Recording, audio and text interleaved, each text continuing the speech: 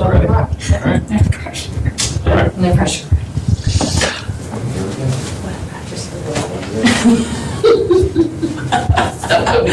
Live from Brewster B.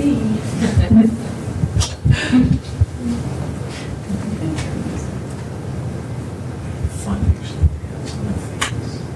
I don't know, do the introduction. Yeah, but I said, yeah, not influence. Anyways. All right, we're gonna, you could repeat it. Yeah. Just read a little script and then.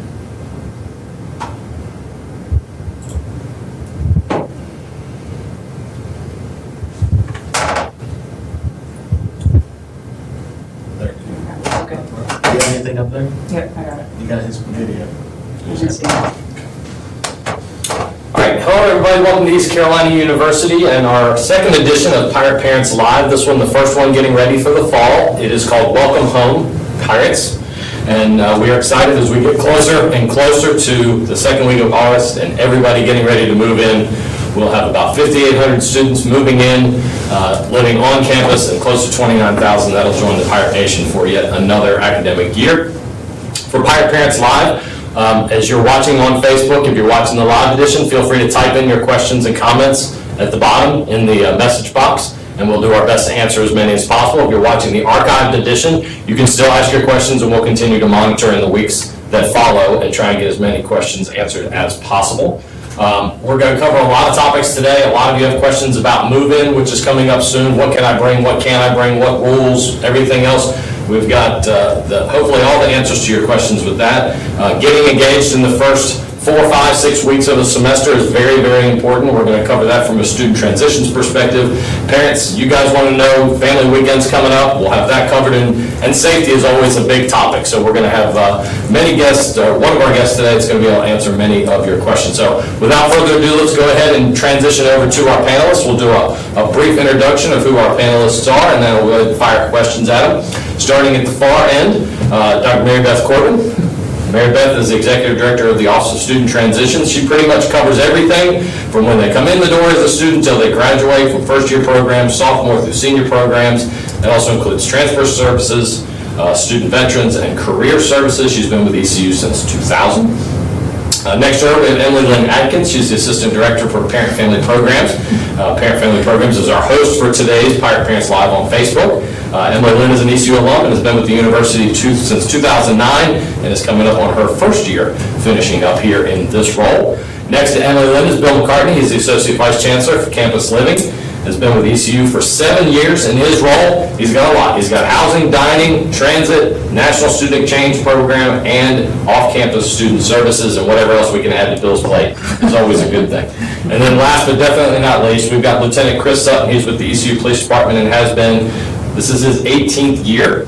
He works as the Commander of Special Events and Emergency Management. He's also the PIO for the department. If you ever watch football games on TV and you see Coach Scotty Montgomery look over his shoulder, you're probably going to see Lieutenant Sutton. So for each of you, welcome. I'm going to start off with kind of a very simple, generic question. I'm going to ask each of you to kind of address it. It's been asked a little bit already on Facebook, and that would be, in just maybe 20 or 30 seconds, describe the first couple weeks at East Carolina. What's it like? Mary Beth, what's that experience like here at ECU? Yeah, so I would say it's full of energy, a lot of passion on campus, have new students coming in who are enthusiastic and ready to connect.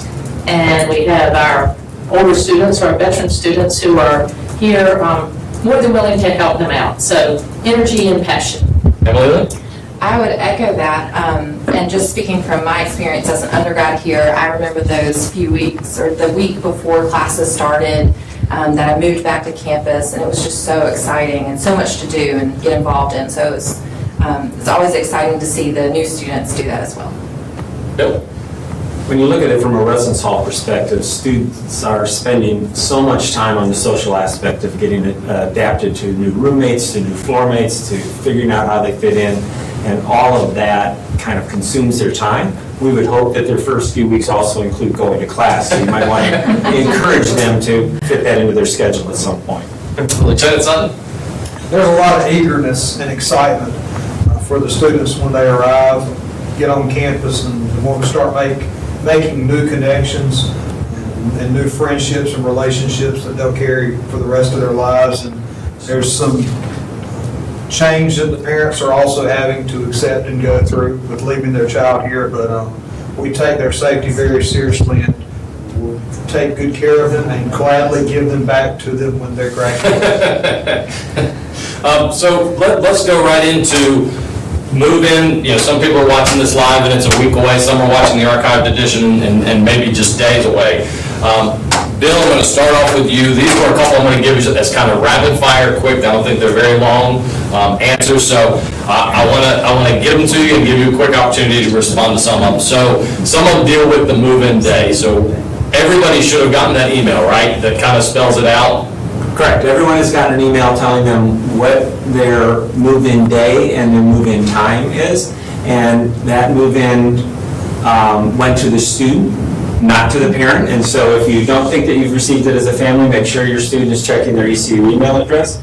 The other thing to always keep in mind is you don't go directly to your residence hall. There is no advantage to that. You have to come and pick up your key up by the football stadium at the basketball practice areas.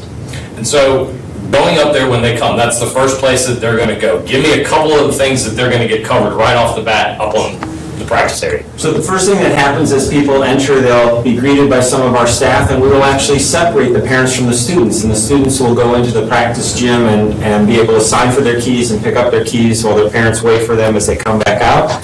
There will be information about parking there, about the Student Pirate Club. There will be several other offices up there to answer questions. You will get back into your car then and be directed on how to get to the building for unloading your belongings. The importance of making sure you come at your designated time and day. Absolutely. And if I could tattoo that on everyone's forehead, I would, actually, because we need you to show up at the time and date that you were given or any time after that. So that is the first time that you can come. If that doesn't fit your family schedule, it's okay for you to come later in the week or come on Saturday. But that is the very first time that you can come. We've separated people into manageable groups so that they have a place to park around our residence halls, so they have access to the elevators, and so we're able to manage the fact that through the move-in process, we're likely to see 11 to 12,000 cars as people are arriving on campus. Will there be people to help them unload, and are there hand carts for people to help? There are hand carts that are available, but if you're able to bring one and it's easy for you to do that, I would suggest doing it because you control that. You may have to wait to get one of our carts in order to make that move.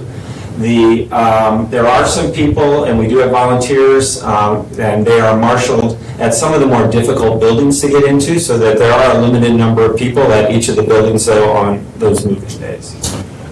So this is a question, really, this one just came in. If you have your questions, please do type them in on Facebook Live. And one of this coming in is for parking available. So if I move my child in on Friday, am I allowed to come back, and where should I be able to park if I'm here throughout the weekend? That is a really good question. So that will depend on where your child lives. After you have checked in, after a student has checked in and they've moved in their belongings, if you're on the Hill, we're using the Epps Field, which is a middle school that's right near our campus, and it's one of the spaces, if you come to football games, that you'll recognize as one of the grass field tailgate locations. People who are moving into West End or Central neighborhood end up moving their cars into the downtown parking lots that the university owns, and then walking back to campus from that location.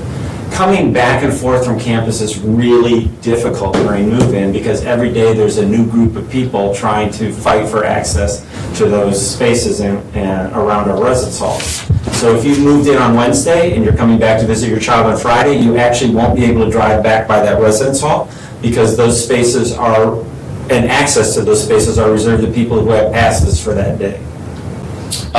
Another one, quick one just came in on Facebook was, are you allowed to have more than one vehicle, or is it limited to one? We would prefer you only bring one. However, you can have as many vehicles as you would like on that day. There is no restriction. We would. The rooms are only so big. Yeah, the rooms are actually about like this, so you might take that into consideration. Try not to bring trailers, try not to bring oversized vehicles, because they don't fit into our parking lots, and we don't manage those well for traffic purposes. But if your family comes as an extended family, takes 4 vehicles to get here, that's fine. So we're going to transition, we've got many more move-in, other questions that will be coming up. So I want to ask a little bit from Mary Beth and from Emily Lynn's perspective on the importance of adapting into a new experience. So for many of these kids, they're coming straight out of high school. And they may have been a big fish in a small or a big pond. They could have been a variety of size fish in a variety of ponds. But now they're here on a campus of 29,000 students. So Mary Beth, from your side, as you're looking at first-year students, what are a couple of things that maybe parents can have conversations with their students about before they get here? Well, there are a lot of things they can have conversations about, but we'll pick a few. I think just the conversation about the difference between high school and college, and there really are differences. And I think the biggest thing is time management. So talk about, they're going to have a lot of time. They're not going to be in, Bill mentioned go to class, which is really important, but they're not going to be in class all day every day like they were in high school. So it's a lot of free time. What do you do with that free time? And with free time comes big responsibility. So I think that's the biggest conversation they can have, is free time, responsibility, choices you make in these first few weeks, consequences. So that, I would talk about that. I'd talk about money management. Bill might talk a little more about meal plans and that, but Pirate Bucks and going through those. And then I think the most important thing is connecting. So how are you going to connect? How are you going to decide what you're going to connect to? What are your interests? And we have lots of planned events the first 6 weeks we can talk about later that'll give students that opportunity. Emily Lynn, from a parent, not that we're in the world of giving advice, but you've got the helicopter parents, you've got the Blackhawk parents, you're going to have people that are going to want to call and wake their kids up to go to class. Kind of, if the parents are sitting there listening, what are some things that maybe we want them to realize as this transition is happening for their student as a parent, maybe they need to keep in mind? Yeah, I think it's easy for parents to get overwhelmed with all of this new information, but just remember that your students are excited to be here, and this is a huge accomplishment for them. So it's okay to be excited too, and let them know that you're excited for them. I think that for parents, it's important to have those conversations about communication and how you will communicate in making adult choices, because their student is a young adult now, and they're going to be treated as adults here on campus, and so it's important for those parents out there to start having those conversations with their students too. I think communication is a big deal. I think Lieutenant Sutton, you guys have probably gotten phone calls about, I called my son this morning and it's now 1 o'clock and I haven't heard from him. Can somebody go check on his room to make sure he's okay? So obviously, parent safety concern for their student is a big deal. What are you seeing in the first couple of weeks that maybe some parents and family members that are getting ready to drop son or daughter off, what are some things that you want to share with them? Well, for a lot of the students that will be coming in, there'll be a big adjustment to the responsibility of freedom that a lot of them have not had in the past, where parents required them possibly to be in at a certain time, or there was expectations of when they were able to come and go, and that's all about to change in a really short amount of time. And so communicating with their students about understanding the responsibility that comes with that freedom, and then being able to account for the decisions that they make. We want the students to come in and to experience the campus environment and to enjoy their time here, but then also make good decisions, and a lot of that will come with how they account for the freedom that they get. So I've heard a couple of you mention time management, freedom. There's a lot of that. Bill, going to you from somebody who has 5,800 that live in your buildings and in your residence halls. What do you think is the thing that derails students so much early in a semester? Students get derailed with the social adjustment more than anything else. That wanting to fit in, wanting to have a place, wanting to feel at home and comfortable in their surroundings, one uses up so much of their energy, and you see them running on straight adrenaline for a couple of weeks as they start to feel comfortable.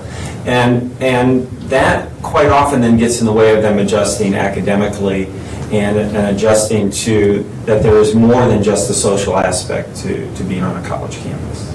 How difficult is it for somebody who's been under somebody's watch, and this is to anybody, to make that adjustment, to figure out how do I spend the 24 hours of my day? I mean, I've talked to students that forget that they're supposed to eat. I don't know any students that seem to forget that within our meal plan system anyway. I think that there are some techniques that when we have our students in trouble, there's some techniques we talk to them about that I think would be really helpful for all students to consider from the front. Put your class schedule into your phone and set reminders to go off 15 minutes before class time.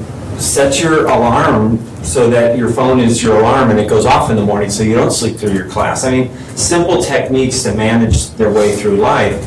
Put all of your dates and all of your deadlines into your phone. The students are never separated from their phones. And so they need to think of it, though, as not just a social interaction tool, but it actually is a very good academic tool for them as well. Yeah, can I just add one thing to that? That's a great point. I would add, students that come here, some have good study skills already, and others don't. So we always say it's a good time for students to revisit their study skills. So when they're plugging things into the phone, I would suggest that they plug in their study time as well, because it's easy if it's not there. Okay, I'm not going to do it. So plug it in that, but also plug it in that healthy. You know, we've got to stay healthy in all this. So am I going to work out? Am I going to go for a walk? Am I going to ride my bike? So as Bill said, plug it all in. Yeah. One of the things that students struggle with as they adapt, and we all do to a new environment, is what's the rhythm of my day going to be like now? Because I'm in a different environment. They're used to going to school in the morning and staying there till a certain time and then having after-school activities or work or whatever. Finding a way to have a conversation with what's their rhythm going to be here at school. Are you going to continue to exercise, and when are you going to do it? Are you going to work part-time, and how is that going to fit in? And those are conversations that parents can have with their children before they come. And talk about then how they build their new schedule, which is in essence their new life while they're here on campus. You're watching Pirate Parents Live. We're getting ready for our 29,000 students, our Welcome Home Pirates edition here. We have Mary Beth Corbin with Student Transition, Emily Lynn Atkins with Parent Programs, Bill McCartney, Campus Living, Dining, Transit, and Lieutenant Chris Sutton with the ECU Police Department. Please do ask your questions at the bottom of the screen, and we'll deal with those as they come in, and ask our panel. One of the pieces that keep coming up repeatedly is safety. Obviously, that's a top priority on every college campus. Lieutenant Sutton, if you would kind of talk about, this is for folks that live on campus and off. There's a variety of ways in which people can keep themselves safe. Run through a couple of either the software pieces, apps that ECU has to offer, but also just some general guidelines for keeping yourself safe. Well, one thing that anybody can do is to overmanage their own safety. And the way that you do that is to be conscious of your surroundings at all times, and then use what tools are available to you to be able to overmanage your safety. And the university has made some efforts in doing that with some technology that we have now. There's a Live Safe app that you can download off of your application store for your phone. It's free of charge, and that is a way for you to stay connected to the police department. There's a Safe Walk feature where you can connect to others that also have that app. So as you leave or move across campus late in the evening, when you complete studying in the library, then somebody can watch you as you move across campus. And then if there's an event that occurs that you're either troubled by that, there's some features where you can connect to us to request some counseling, or if there's a threat that occurs in the area where you're at, then you can notify us as well. There's anonymous features that you can use. And so that's an area that I would encourage everyone to download. And then when you come in, we have the alert messaging system where you can receive text and emails that parents and students can opt in. And so I would also encourage them to use that as well to stay connected so that they understand what's happening around them, and that will be a way for them to help overmanage their safety. So I'm a firm believer, this is Chris's personal belief, that nothing good happens after 2 a.m. You never hear good stories on the news of great things that happen after 2 a.m. But it also seems like you hear a lot of stories of people walking alone when situations happen. what are some of the just general safety tips that people can think about if they're going out, they're hanging out with friends, just in general? Well, if you're staying out late at night, you have to be aware that the later in the evening you get, the fewer people that are out and around. So if you have somebody that can possibly pick you up and bring you home or meet you, that keeps you from having to walk alone at night. If you've been consuming beverages, then there's some services that are out there. You could use Uber or a taxi service. There's also the Safe Ride service that runs different portions of the night on different nights of the week that the university makes available to you. So it's very helpful to try to plan ahead so that you do have some resources that you know are available and that you're making use of those so that you're not out too late in the evening and aren't accounted for. Bill, in the residence halls, there's some precautions and rules and things that you guys have too. Absolutely. One of the things is our exterior doors are locked 24 hours a day, and students use an electronic access item that we call a fob in order to unlock that, and that actually tracks that individual and gives them permission based on where they live, so they can only get into their building. But once you get by the first level of security, there's a second level of security in all of our buildings as well. And in some cases, that's the fob in a second time, or in some cases, it's a key. It's really important that students manage their keys and protect their keys well. And should they lose them, to report them to us immediately so that we can take the steps to rekey their room and keep the belongings in them safe. Mary Beth, from your standpoint, from the research that you've done, just day to day that you see in your office, the important things of I think, building friendships and making connections with people, as you've made reference to a couple of times, that also gives you some accountability partners as you're going through this. You don't feel like you're going through it alone. Right, absolutely. So Bill's talked about the residence halls, and I think getting to know your roommate and people that live on your hall and about that. I think when you join organizations, is an opportunity to meet people. I hope I'm answering your question. But I think the more you connect, the more you're going to make acquaintances and friends. One of the things we talk about at orientation is you want to make friends on this campus. We want you to keep your friends at home, but make friends on this campus because they're going to be attending these off-campus or on-campus events. They're going to be experiencing what you're experiencing on this campus. So definitely connect, make those friends who are going to be your go-to people. Another question that came in from a Pirate parent was, so my daughter does not live on campus, and I get the alerts. I registered for them as well, so not only is she getting them, but I am getting them too. Sometimes they seem to come in more frequently than other times. Is that a cause for concern? I guess, Lieutenant Sutton, if you don't mind.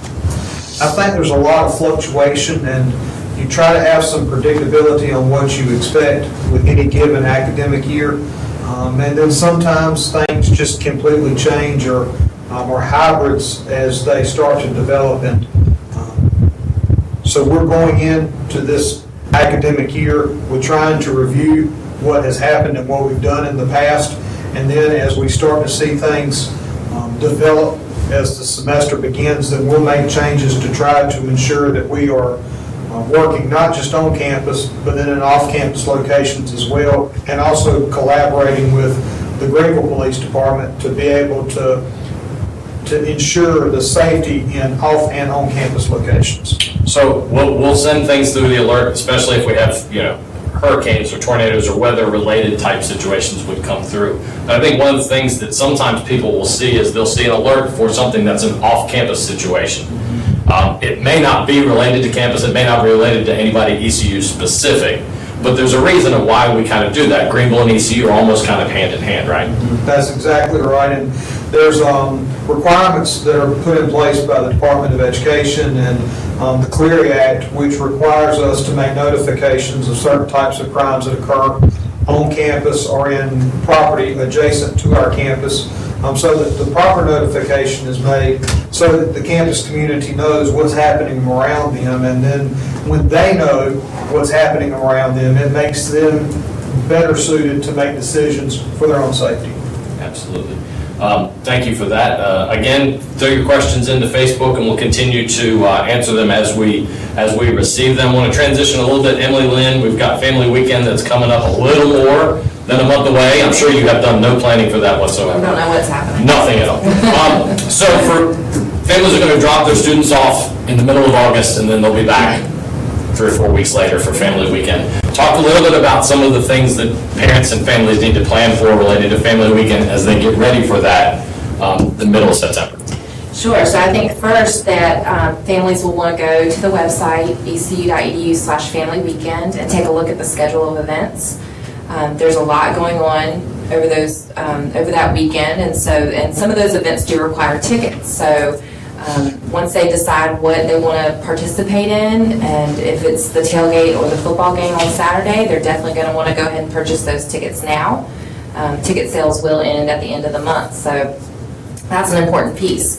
But I think also looking at where you're going to stay. Hopefully parents and families that have decided that they're coming already have lodging. ECU hotels book up pretty quickly, and I would be shocked if there are any left. You might want to play the lottery if you find a hotel room for the Virginia Tech weekend. But so, lodging, take a look at the events. There's so much going on. We have a parents' council meeting, which is a great way for parents and families to kind of get a look at what's happening on the university. We'll have a reception following that meeting, so Chancellor Staten is planning to attend, and we'll have other campus administrators with us, so it's a great chance for parents and families to get to meet some of our ECU officials. We'll have a fun tailgate, family-friendly tailgate on Saturday afternoon at 12:30. And you name it, we'll have it. We'll have bouncy houses, we'll have a DJ, face painting, balloons, cornhole, food. So it'll be a lot of fun before the Virginia Tech game. Yeah. So, just history shows us that people will tend to wait till the last minute to try and get those tickets. The football game is likely going to sell out because it's a Virginia Tech, and that's always a big opponent, but they probably shouldn't wait for tailgate, park and ride and such either, right? They really shouldn't. We do have you mentioned park and ride. We do have a park and ride service where sometimes parking on campus on game day, it can be a nightmare. So we do offer a park and ride shuttle where they can park at the Health Sciences campus and get shuttled onto the athletic complex where our tailgate is, and then shuttled back out to their cars after the game. So those things, the tailgate, the park and ride shuttle, and even the football game are things that you don't want to miss out on. If those are things that you want to do, go ahead and purchase your tickets. Like I said, ticket sales will end on August 31st, and that's just simply because we do have to plan for food and numbers. And so, and our ticket office has been gracious to work with such a large group and accommodating us to help put everything in one place so parents can just go to one site and purchase everything that they need. So it's important for us to stick to that deadline so that we can plan for the numbers. Give us the website one more time. ecu.edu/family-weekend. Perfect. Bill, we have a couple more housing move-in type. These are kind of quick. I don't think it'll take a whole lot from answer-wise, but this person asked, this family member said, if I want to send care packages to my student living in a residence hall, how do I do that? Send them to my home personally. I'll inspect them, check to make sure that everything is perfect before we hand deliver them. No, please do not do that. So you mail things to your student by listing their hall and their room number and the 5th Street address for the university that you want to list it as 1001 East 5th Street. So you would go, my child might live in Gateway, room 120, and then you say at East Carolina University, and then put that 1001 East 5th Street address with the 27858, and that's mail or packages would go. And then what happens is those arrive on campus through our neighborhood service offices, and your student will get an email from us indicating that a package or a letter has arrived, and they have a week to come over and pick it up. Please note when you track your packages that when the post office says that it has arrived, that does not mean it has arrived on our campus. That message in the postal service system goes out as soon as it arrives at the Greenville station, which is off campus. Typically, it comes to us the next day after it's arrived at the Greenville station. Next question. So we had a couple of folks that were here during orientation that are staying in Clement. First one was, Clement's going to be done, right? Eventually. That wasn't nice. We received our occupancy permit on Monday morning, and so our staff is living in there already. There's still work going on around and on the outside of the building. The building has been painted very late in this process, and so we're asking students not to put anything on the walls during the fall semester until the paint is cured properly. And so there isn't anything that won't damage the walls that you're going to try to put up today. And so any student who's choosing to ignore that is choosing to accept some repainting costs as they check out of the room later in the year. So Clement will be good to go as it gets ready to move in. And you actually answered one of my next questions, which was going to have to do with anything hanging on the wall. So I'm going to ask another question that was posed, there it is. Are there tips of things that I should bring for making my room function properly? People want to know whether I should bring a refrigerator or a microwave or little bins for putting clothes. Yeah, if you'll go to the website under the resident handbook, there's a list of things to bring and things not to bring. That should be your first guide. You do not need to bring a refrigerator or a microwave. Every room has one of those already present. You really need to think carefully about what you want to bring and talk to your roommates so you're not duplicating items. So most people aren't bringing TVs and both people aren't bringing other kinds of larger items for the room. You both don't show up with a 5x7 rug that you want to put down in the center of your room and those kinds of things. But really, anything that you want to bring that makes you feel like you're at home, please feel free to do so. Things that need to be attached to the wall mechanically, like with nails and screws and other things, those things need not come. And so you're not able to add shelves or special wall hangings or put hooks into the ceiling so you can hang your favorite swing over in the corner. But all of those things that make you feel like you belong are great. Understand, though, whatever you bring to us in August multiplies by 3 before they go home in May. And so be judicious, because you will come back to visit potentially for a family weekend. Your child will go home probably for Labor Day weekend or in the first couple of weeks. And so they can always bring back more, and they always will bring back more. I think, Emily Lynn, you mentioned that during your family weekend presentation during orientation, was that you don't have to bring everything at once. No, please don't, in fact. Yeah, our winters are mild. It's not going to get cold here until late December sometimes even not then. So don't bring all your winter wear. It's no need. You'll go home before that. So as we look at, now we've gotten a little bit past move-in, the first week, Dr. Corbin, you're involved with a number of different events and activities. Let's talk about move-in week as far as outside of the move-in process. From Thursday through Sunday, there's some things going on that students can engage with. Yeah, exactly. So there are campus events Thursday through Saturday. Actually, there are campus events Thursday through, 6 weeks well into the semester. Through June. Yeah, exactly. Until June, but let's just talk about the beginning. So if you go to the website, ecu.edu/plunge into purple, that has all of the scheduled events. There are probably more that haven't made that schedule yet, but that'd be a good place to start. On August 20th, we have our convocation, our new student welcoming convocation. It's at 4:30 in Minges, and it's really the official welcome to campus. And we're really excited about the chancellor's there. We have a great speaker this year, Lex Gillette, who's an alum, and he's a blind para-Olympian. We're really excited about that. Following that, we have Palooza on the field, so lots of food and inflatables and games and such. We have Get a Clue later in the semester, the next week, I'm sorry, I don't have the official dates in front of me.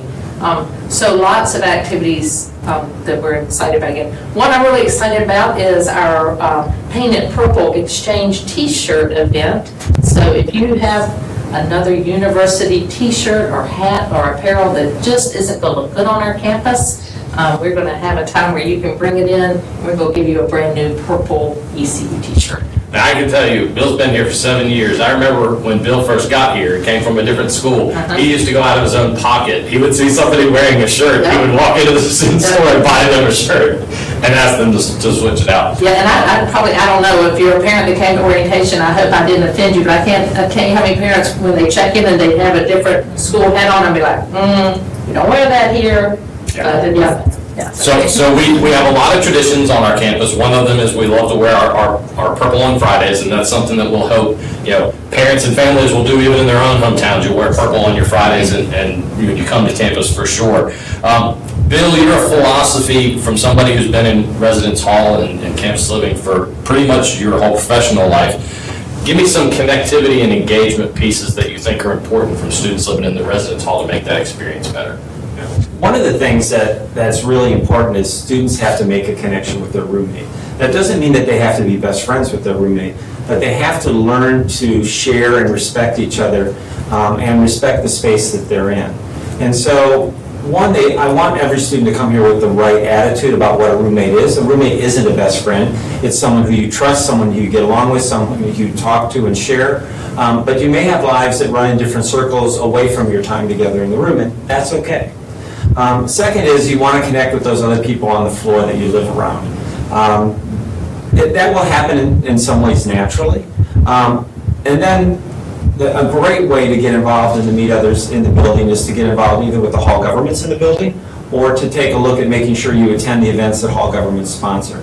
There will be in our residence hall system, in all of the residence halls, if we're looking at the same numbers as last year, there'll be almost 3,000 different social events that go on in the residence halls, from simple pizza parties to conversations to game nights to movies to speakers coming in. And to engage in those, especially early in the year, is a great way to connect with those people that you live with. So another question that came in relates to dining. Everybody living in a residence hall has the same plan, is that correct? Everyone who lives in a residence hall has one of the 4 purple plans. And while all those plans are priced the same, students choose them based on their food preferences. Someone who's a vegetarian, a healthy eater, or who's addicted to Starbucks probably is on the end that's Purple Flex or the Purple 20. And for those of you who are sending us a student who just can't walk by a Chick-fil-A without stopping, is probably going to be on the Purple 60. That choice is something they can change before Labor Day if they get here and start to see maybe they chose the wrong plan or a plan that doesn't fit their needs. They also then can go through the semester and change it for second semester as well. So as then students that are not on campus, there's still dining options for them? Students this year who are exempt under the freshman residency program actually had an expectation to purchase one of the gold meal plans this year.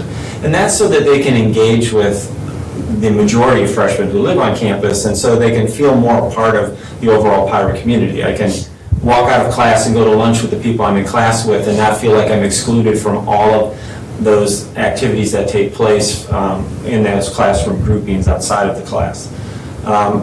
Students who are upperclassmen who live off campus can purchase a gold meal plan. Those are designed to be commuter meal plans. There are ranges for them based on one that would cover just eating lunches a couple days a week to the idea that you might eat as many as 8 or 10 meals a week on campus, and students would choose that based on their desires and their needs. Quick follow-up that somebody just posted on Facebook, when will the dining halls open for move-in weekend? When will they start? They open with brunch on Tuesday, and prior to class starting from that Tuesday through Sunday, we're on a brunch and dinner-only schedule. And then once we go into Monday, we'll open at 7 a.m. and be open till 11 o'clock continuously Monday through Friday. And through the weekends. Don't let me imply that we're not open on weekends too. So one of the engagement pieces, Mary Beth has mentioned Connect multiple times. ECU has almost 500 student organizations to be a part of. Emily Lynn, I'm bringing this one your way. And talking to parents and families, you've got some that their kid may not be that extrovert. They're not going to be the one that goes out on their own. What should they be talking with their student about between now and when they move in about being able to adapt? Well, I think it's all about knowing your student and knowing and them knowing themselves. So if they're not the extrovert, which I can say I was not either, and I really didn't get involved on campus until maybe my sophomore year, because I really shied away from it. So, maybe setting small goals, like I'm going to meet one new person in my classes. I'm going to go to lunch with somebody from my residence hall. Just small goals, small steps to kind of get them connected to somebody. And then Mary Beth mentioned that Get a Clue Fair. That event that will come up within the first couple weeks of campus will have all of the student organizations will be there, or at least the majority of them will be there, so that the students can go and just at least look around and see what's available to them. They may not be ready to commit, but at least they could get the information and start to see what's out there. Because sometimes it's the small baby steps for the extroverts that mean a lot later on. So yes, I'm go sorry, right ahead. jump in. No, go right ahead. I was just going to add to that, of these 500 plus organizations we have, a lot of them are really geared towards what we call the quiet students. So we have a gaming club, and there's a Price is Right club, which I think is really funny. They meet every day and watch the Price is Right. It's true. But another thing is, we talk about orientation. If your child was, say, in the band at high school, or was an athlete that's not going to be on one of our Division I teams, again, an introvert but involved in that, we have the marching band, or we have club sports. So, as you said, take time, look around, but I do think there's something for everybody here. And so Get a Clue is a great opportunity to meet folks. You can also, if you're not even sure, on the ECU homepage, under Quick Links is the OrgSync link. And on OrgSync, you can go and just type in the topic if you have a religious preference or an athletic or whatever the topic is, and that can help engage as well. Chris? Yes, sir. The other thing is parents know if their child is quiet or an introvert or struggles sometimes in large social settings. If you know that as a parent, encourage your student to make sure that they meet their RA early on, and that they go and talk to the RA, and they don't have to, in essence, from a student vernacular, out themselves as someone who feels socially awkward, but they could say, ask me to come have lunch with you sometime, or let me come with you to the dining hall so you can show me how to use it. Because often meal times are some of the most awkward for people who don't feel that they've connected well. Because meals are those times that normally are connection points for us. That's a great point. And I think that's one of the things, I'm an alum here, and I think that's one of the things that warmed me to this campus was the friendliness. Lieutenant Sutton, our police officers, we don't want our students to be afraid of our police officers. We want them to be able to go up and engage, because they're equally a part of the community. In recent years, we've seen a lot of campus protests and civil unrests on other places. I'm a firm believer that there's some reasonings why that's not happening in a negative way on our campus. Well, I think that we've tried to create a culture of approachability between students and officers, but then also with officers and students, and to develop relationships with students, faculty, and staff, so that helps us in doing our job. And we want to be here to be able to preserve the peace and individual rights that anyone has that's here on campus. And so while there may be some form of demonstration and we may be there to protect the demonstration, to make sure that nobody's trying to disrupt what they have a right to be able to do. And that's just a way for us to ensure and enhance the environment here.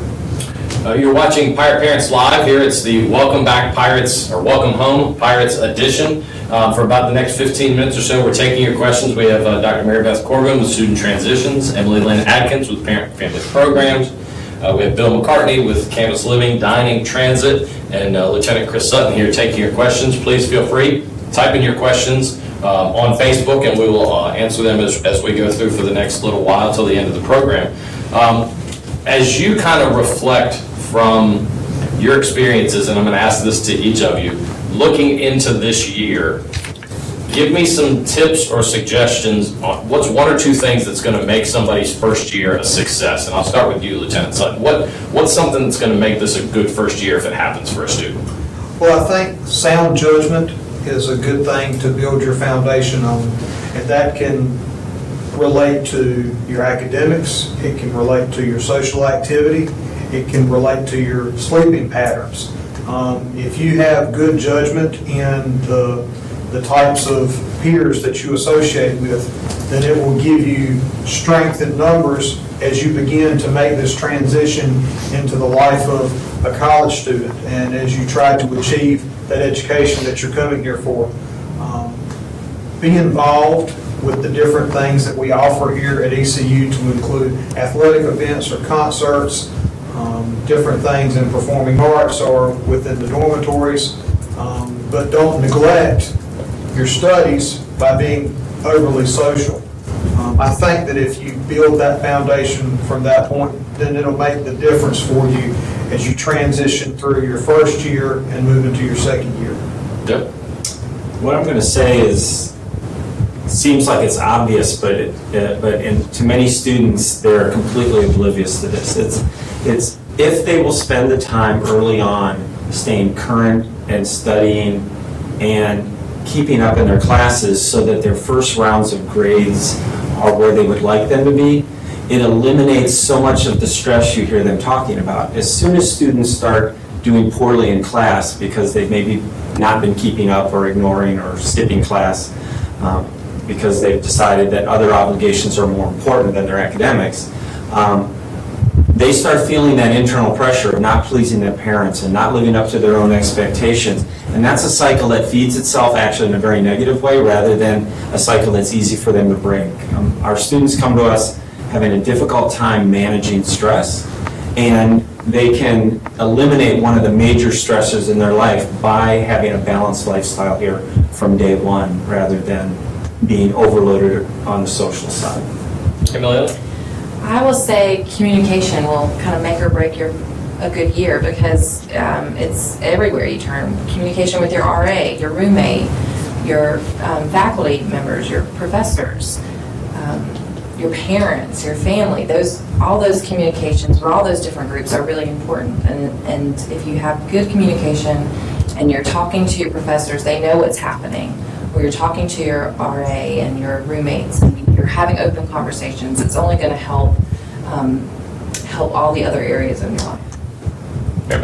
Oh, I don't know what to choose, but I'm going to go with the theory we talk about in our office called the W curve. And it's really interesting. So if students understand they're going to go through these sort of cycles of emotions, first semester, second semester. So we like to say when you get here, it's like being on the honeymoon. You're excited, everything's wonderful. And then as you get into your classes, you might have a little sinking spell. And you're not the only one having that. So as we get near midterms, you're down. Then you go back up because it's fall break and you get to see family. And then you come back and it's time for those end of year exams. So you might sink again. And then you go back up because you go home for the long holiday break. But then you come back in January, you're excited again. So that's a normal, I think, cycle of emotions that students go through. I'm going to throw in one other thing. Students hopefully saw at orientation our big banners where we talk about connecting and investing and being motivated and finishing strong. So we talk a lot about connecting, so that's really important. But once you could connect and made your connections, then invest in it. Invest in your academics, in your classes, meeting your faculty. Invest in your friends. Then when you come back in January, it might be chilly, it might not be, but you're going to have to motivate yourself. So motivate. And then finish strong. So figure out what you want to do next summer. It's going to be here before we know it. It's hard to believe, but this year's going to go really quickly. So finish strong and be ready to come back your sophomore year. I'm going to chime in just to say, I think Emily Lynn touched on it, was making a connection with your faculty member early in a semester, kind of to Bill's point of staying current, staying on top. It's really easy to go a week before the final exam and say, I don't think I got this. And the faculty member is going to look at you like, sorry. But if in high school, it's almost like you don't make that relationship. But in college, you should. And that will, I think that helps bridge that gap too. This was a question that I actually saw. It didn't come in today, but it was a question that I got when we were at orientation and then saw online too, was construction related. Bill, everywhere you go, there's construction on our campus. One, I say that's a sign of progress, right? We're evolving and growing. talk about some of the key construction pieces and what may or may not be, finishing up in the next couple of weeks. Okay. For the next hour. Thank you. There's a lot of infrastructure work going on campus yet as we are finishing the summer, and you will see the impacts of that when you arrive to move your child in. We still will see the area in the academic core near the Croatan, which is one of our dining locations, all the way to the right place. That is significantly under construction as they replace steam lines in that area, and there will be lots of holes in the ground and dirt. Now, none of them interfering with students' ability to walk, but it does interfere with some of our parking lots in that area.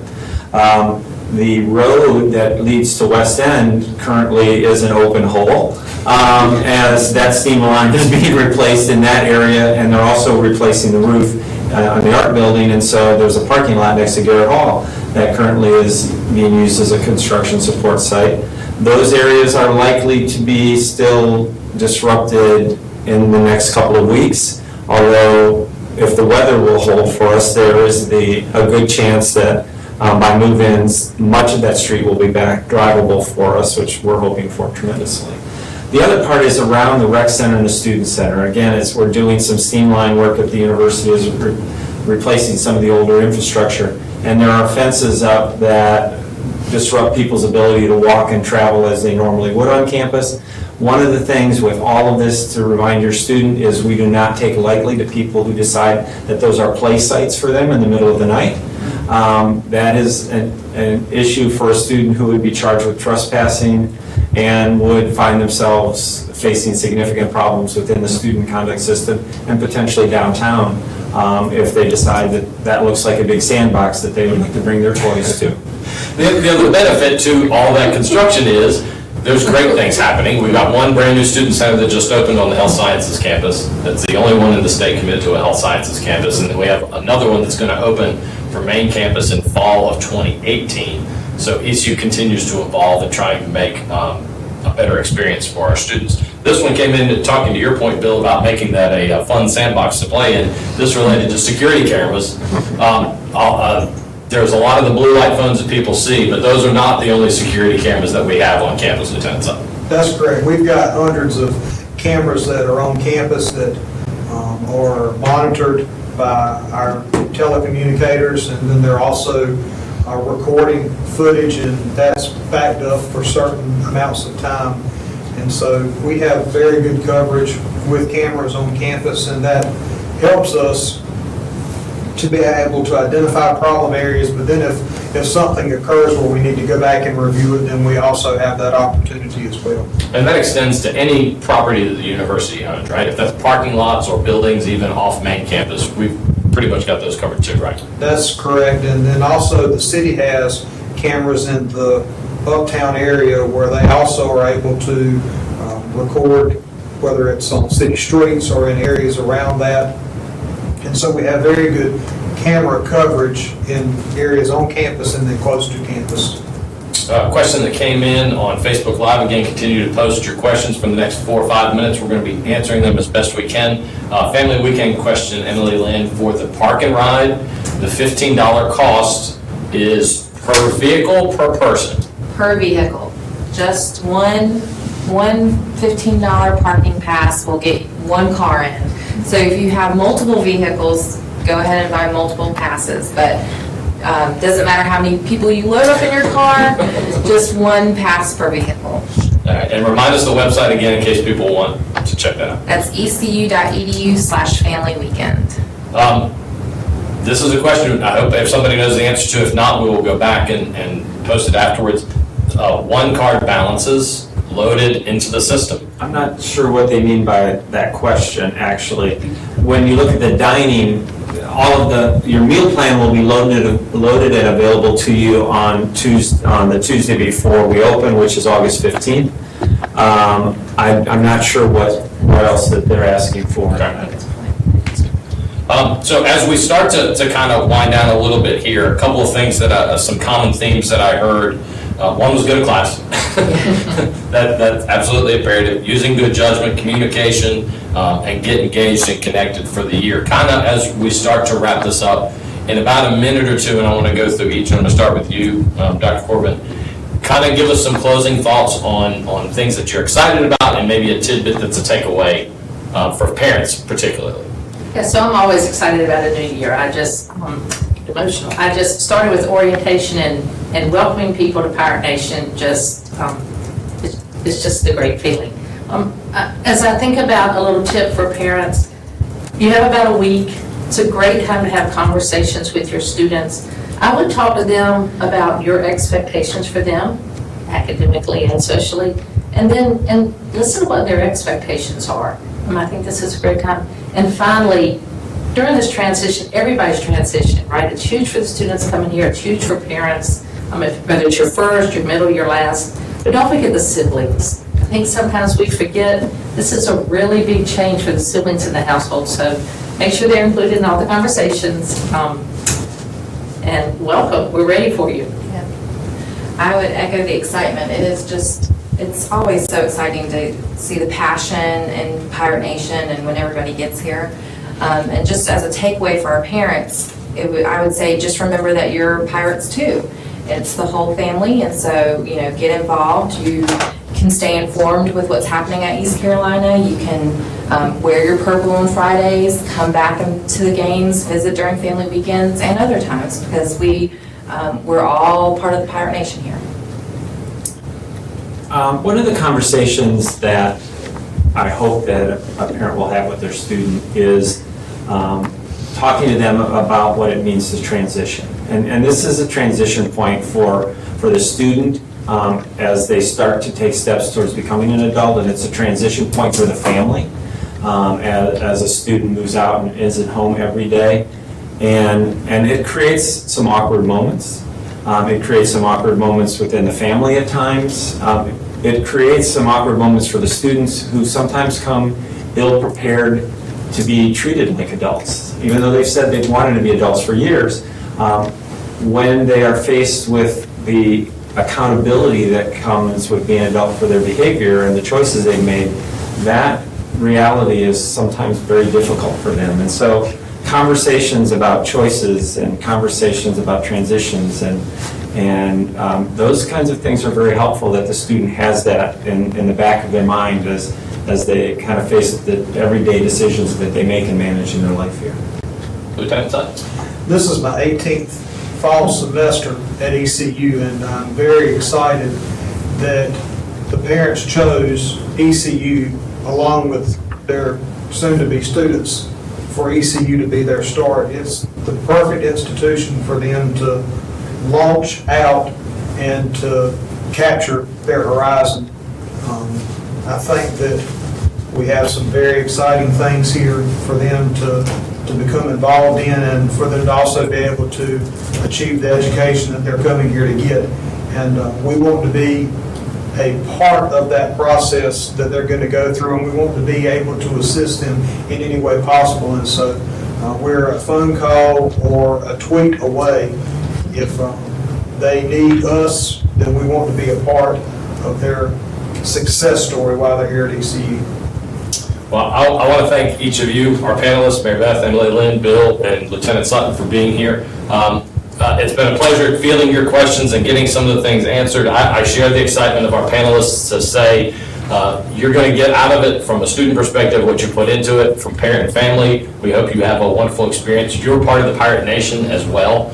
You're welcome on our campus, and we're happy to have you in the purple and gold as well. Don't forget, check that email from your student's account that went out in July about your move-in date and time. Make sure you hit that date and time, and you'll get moved in, and everything will be fantastic. We will have more of these coming up. Pirate Parents Live will be back in September and later on throughout the year. Get connected. All four of these folks have social media accounts within their areas, Facebook, Twitter, and so forth. So ask the questions, and you've got plenty of people in Pirate Nation that are there to help you out. Thank you very much for joining us today. Enjoy the rest of your day.